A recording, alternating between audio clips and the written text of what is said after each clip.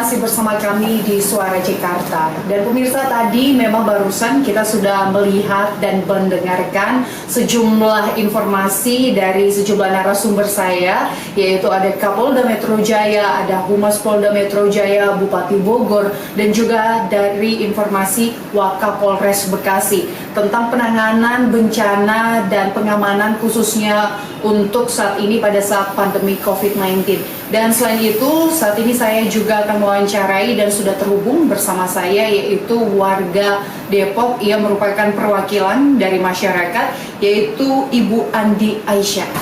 Halo Bu Andi Aisyah. Iya. Selamat sore Mbak.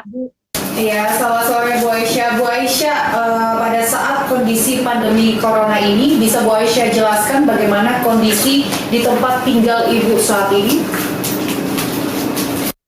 Ya, semenjak kondisi COVID ini di Depok tuh sangat semuanya berpengaruh gitu loh, terutama kondisi kayak tempat-tempat perbelanjaan, semua supermarket, pokoknya semua sepi ya Mbak ya, bener-bener terpengaruh deh semuanya dengan kondisi ini. Dan setiap kelurahan di Depok ini udah masuk zona merah Mbak. Jadi di Depok itu yang terkena COVID itu semakin bertambah gitu loh. Ya, untuk kesembuhannya dia tidak seberapa, tapi untuk yang terkena COVID semakin bertambah di Depok nih. Di sekitar rumah Ibu ada yang positif corona beberapa saat ini? 2 minggu lalu ada yang terkena ya. Ini suaminya yang terkena. Jadi suaminya itu udah di karantina di Wisma Atlet, tapi justru istri dan anak-anaknya dia ngungsi ke komplek kami.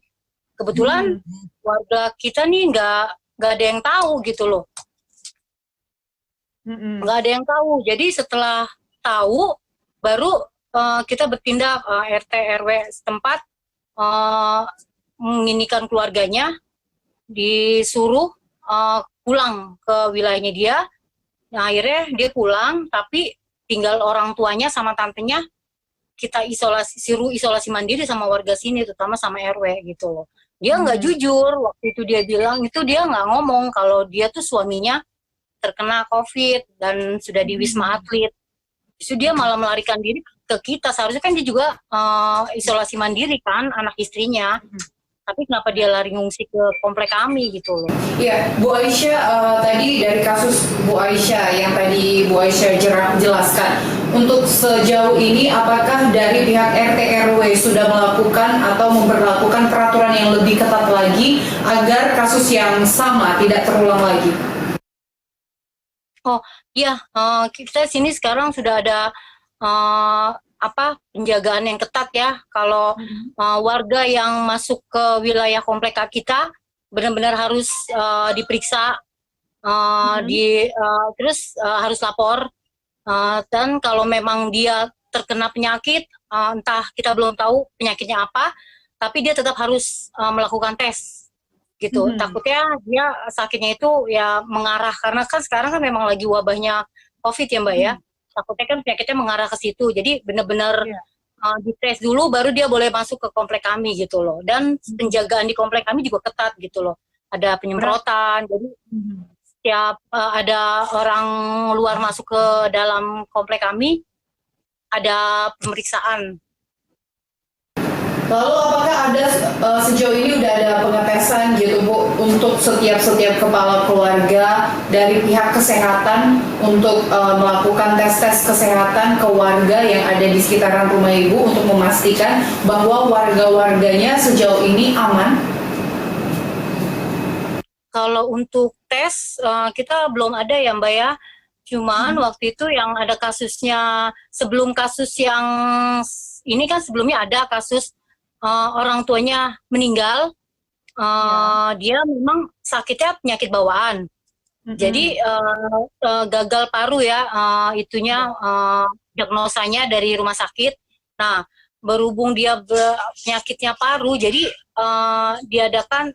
dia meninggal dan dimakamin udah dari rumah sakit udah semua dimakamin ya, protokolnya kan begitu sekarang ya Mbak ya.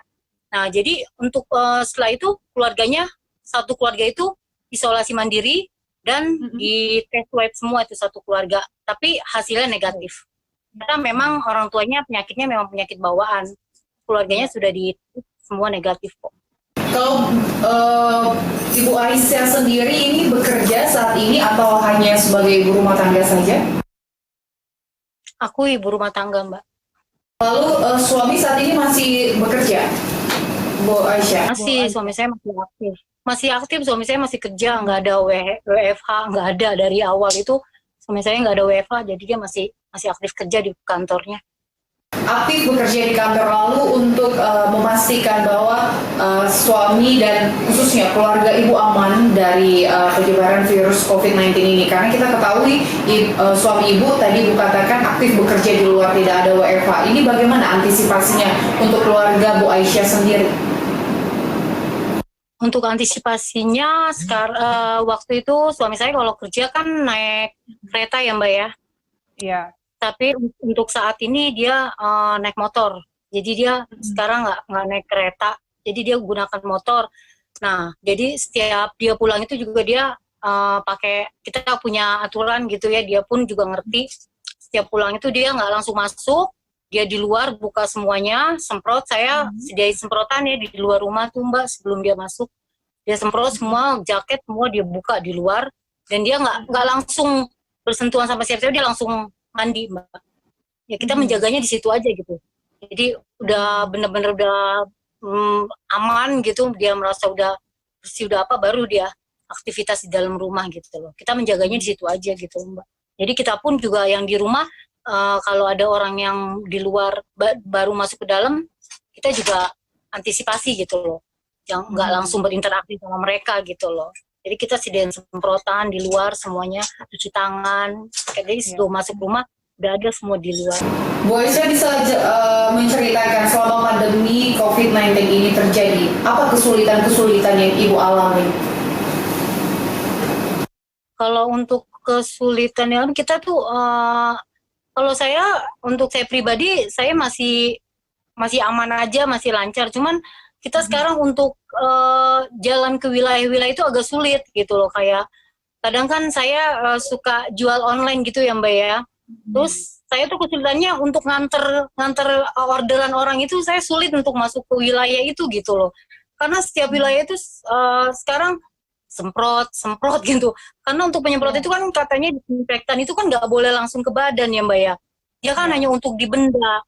Nah, saya jadi sulitnya di situ aja. Kalau untuk masalah yang lain sih saya masih terkendali deh, masih aman. Kayak untuk mendapatkan sesuatu kayak yang dibilang orang sekarang gula susah, apa susah gitu. Itu untuk saya pribadi sih saya masih bisa dapetin gitu loh Mbak. Cuman kendalanya itu aja, kalau saya ada orderan, untuk nganterin orderan itu saya agak sulit gitu loh Mbak. Berarti dengan kata lain perekonomian sejauh ini masih aman dan stabil ya Mbak Aisyah ya? Insya Allah saya masih inilah. Ya. Bu Aisyah, beberapa waktu terakhir ini kami mendapatkan informasi dengan adanya pandemi corona ini terjadi peningkatan kasus kriminalitas, dan baru-baru ini juga ada perampokan minimarket di Depok juga ada. Nah, Bu Aisyah sendiri bagaimana? Ada rasa khawatir tidak dengan kasus-kasus yang terjadi saat ini? Oh, itu sangat khawatir banget Mbak. Jadi kita di situlah jadinya sekarang Depok tuh jadi kalau di atas jam 9 tuh kayak udah mencekam gitu loh Mbak. Pada ya takut lah istilahnya, karena dia sifatnya kan rampok bukan perorangan. Jadi kita pun juga di sini ya waspada gitu loh Mbak. Mengganggu banget deh bener. Maksudnya dengan adanya begal, penodongan, kita khawatir lah, warga Depok itulah yang dikhawatirkan gitu loh Mbak. Sebenarnya yang lebih kita khawatirin itu kejahatan kriminal itu Mbak sebenarnya, karena memang udah 2 minimarket di Depok itu yang dirampok gitu loh Mbak. Kebetulan hampir dekat dengan rumah saya. Oh, seperti itu. Kalau untuk saat ini bagaimana Mbak Aisyah sendiri melihat kondisi minimarket di sana? Apakah tetap beroperasi seperti biasa atau mereka sudah melakukan sesuai kebijakan yang dihimbau oleh pemerintah untuk pembatasan beroperasi? Iya, Kalau untuk minimarketnya sih mereka ikut aturan pemerintah ya. Mereka buka jam 11, tutup jam 7 tuh mereka udah pada tutup semuanya, Mbak. Mereka berarti mengikuti ya. Nah, untuk kebijakan PSBB sendiri, Mbak Aisyah melihat di wilayah Mbak Aisyah, apakah warganya sudah mengikuti kebijakan tersebut atau masih membandel untuk keluar-keluar rumah? Kalau saya lihat warga Depok untuk PSBB ini ya, kayaknya ini deh, maksudnya masih belum teratur, Mbak, masih banyak ya, apalagi sekarang kondisinya puasa ya, mereka tuh masih ya ada yang ngabuburit, ada yang nyari bukaan gitulah untuk PSBB-nya, jadi kayaknya belum ini deh, masih berantakan gitu, belum terlalu mengikuti mereka. Gitu. Dari pihak pengamanan, apakah sudah memperlakukan tindakan tegas gitu atau hanya sekedar himbauan-himbauan saja, Mbak? Kalau untuk keamanan kayak pihak-pihak polisi itu mereka cuma menjaga di titik-titik kayak jalan protokol kayak di Margonda gitu. Dia menjaganya di jalan protokol aja kayak jalan Margonda Depok. Kalau untuk wilayah Depok kayak Depok 2, Depok 1 dan seputarnya itu kayaknya nggak dijaga gitu loh, Mbak, sama aparatnya. Jadi mereka kalau di wilayah daerah Depok 2 dan sekitar itu masih banyak yang Aktivitas seperti biasa ya? ngabuburit. Iya, seperti biasa. Jadi kayak hal biasa. Tapi kalau di Jalan Margonda Raya, ya mungkin dia agak sepi karena dia dijaga memang.